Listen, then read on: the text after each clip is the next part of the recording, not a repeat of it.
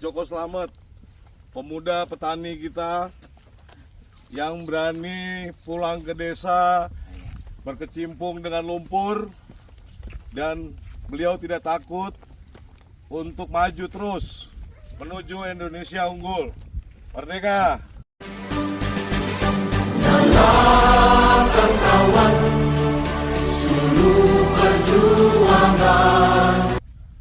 Halo Lur, kita jumpa lagi. Sekarang saya berada di Desa Kaliwungu, Kabupaten Semarang, bersama calon anggota DPR RI PDI Perjuangan nomor urut 8 Satrio Fauzia Damarjati.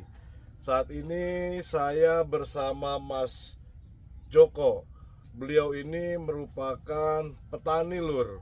Nah, kita akan berbincang-bincang dengan beliau tentang apa, bagaimana, dan mau kemana basis produksi beliau sebagai petani ini, dan harapan-harapan serta saran dan masukannya kepada para anggota calon-calon legislatif DPRD Kabupaten Kota, DPRD Provinsi, dan DPR RI. Oke, kita langsung saja.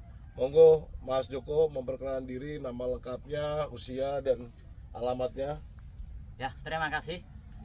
Assalamualaikum warahmatullahi wabarakatuh. Nama saya Joko Slamet, panggilannya Mas Jaka bisa juga.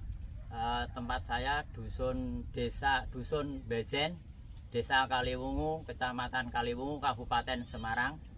Saya seorang petani asli di tempat kami.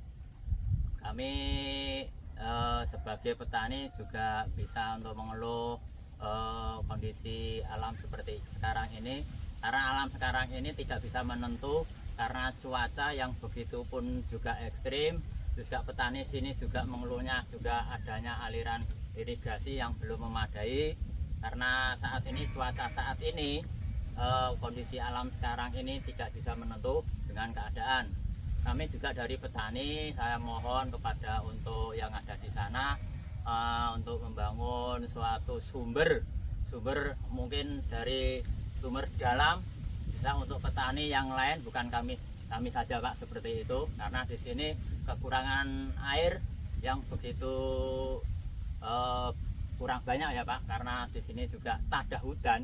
Karena tak ada hujan, kondisi di sini juga ada sumur bor di sana tapi kurang mencukupi, karena kedalaman juga kemungkinan. Saya mohon untuk di sini bisa dibuatkan untuk sumur dalam yang lebih sumbernya lebih memadai untuk mencukupi pertanian saat ini, gitu Pak. Oke. Nah, terus saya mau nanya nih Mas, untuk pupuk subsidi jenengan menerima nggak, atau di desa ini petani kesulitan nggak terhadap pupuk subsidi? Ya, kalau saat ini untuk pupuk subsidi, kami sebagai juga anggota kelompok tani di tempat kami itu kemungkinan untuk menggunakan kartu tani itu dikurangi Pak, dikurangi. Kalau buat saya sendiri Pak, itu alhamdulillah saat ini akhir-akhir ini kami tidak menggunakan pupuk, karena kami menggunakan bahan alami di sekitar kita Pak. Oke. Kalau untuk yang lain, petani yang lain kemungkinan ya ada sebagian juga, tapi kan pupuknya dikurangi. Karena apa? Pakai kartu tani itu kan ada yang bisa, ada yang sulit, ada yang enggak, tapi sebagian. Kalau saya sendiri pribadi menggunakan pupuk sekitar Pak, seperti itu. Oke. Nah, terus gini Mas, saya mau nanya, luas lahan yang jenengan garap tuh berapa Mas? Ya kalau Yang jenengan miliki dan yang jenengan garap? oh gitu, sekitar 1000-an Pak, cuma sedikit saya. Oke. Itu ditandurin apa aja Pak? Kalau buat saya sendiri, saya tanami untuk tidak ada hujan, misalnya ketiga kami tanam sayuran. Oke, Sayuran, korti ya. korti, jagung, Oke. atau yang lain apa lombok seperti korti. Kalau untuk musim-musim seperti ini penghujan, yang lain banyak yang padi. Oke. Ada padi itu, dan ada yang jagung. Tergantung cuaca Pak, seperti itu Pak. Oh, tergantung Ya. cuaca. Jadi kalau 1 tahun ini, misalkan ini kan awal tahun nih, Ya. jenengan nandur apa ini?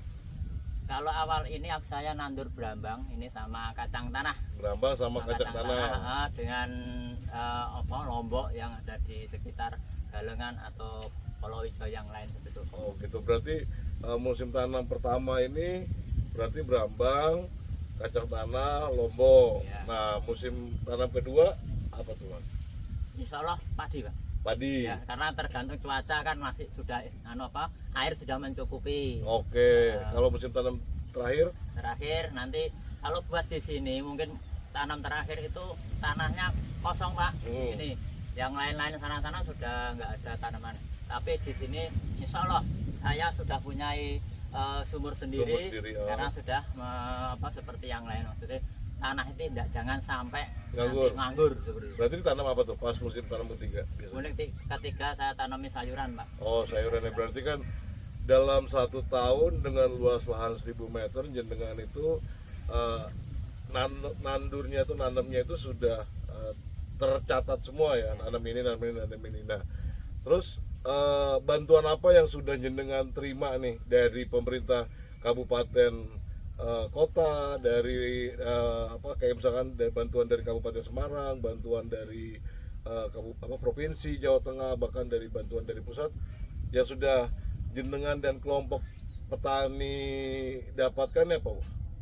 Untuk bantuan kami ada di kelompok tani mandiri, kami mendapatkan bantuan traktor Pak. Traktor itu. Oh baru traktor? Iya traktor. Oke, terus kalau masalah pemasaran hasilnya ada nggak bantuan dari pemerintah baik Kabupaten Semarang, Jawa Tengah maupun pusat untuk hasil pemasaran hasil panennya ini ada bantuan?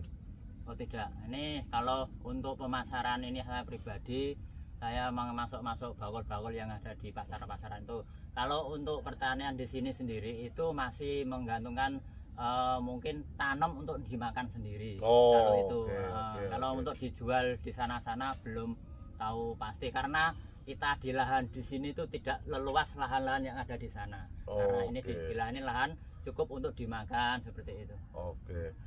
Oke Lur, jadi kita sudah mendengarkan saran, kritik dan masukan dan cerita tentang basis produksi Mas Joko Slamet ini.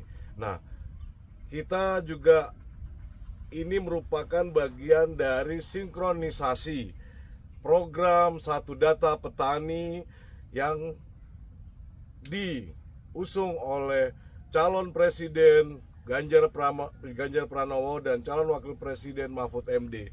Jadi Satu Data Petani ini kita bisa mengetahui sebagaimana seperti Mas Joko Slamet punya luas lahan. Mas Joko Slamet memproduksi tanaman apa pada masa tanam pertama, pada masa tanam kedua, dan pada masa tanam ketiga. Nah, jadi jangan lupa Lur, Satu Data Petani merupakan bagian dari pilar menuju kedaulatan pangan untuk kesejahteraan rakyat. Sekian, terima kasih Mas Joko Slamet. Sampai jumpa bersama calon anggota DPR RI PDI Perjuangan nomor 8 Satrio Fozia Damarjati. Merdeka! Nyalakan kawan.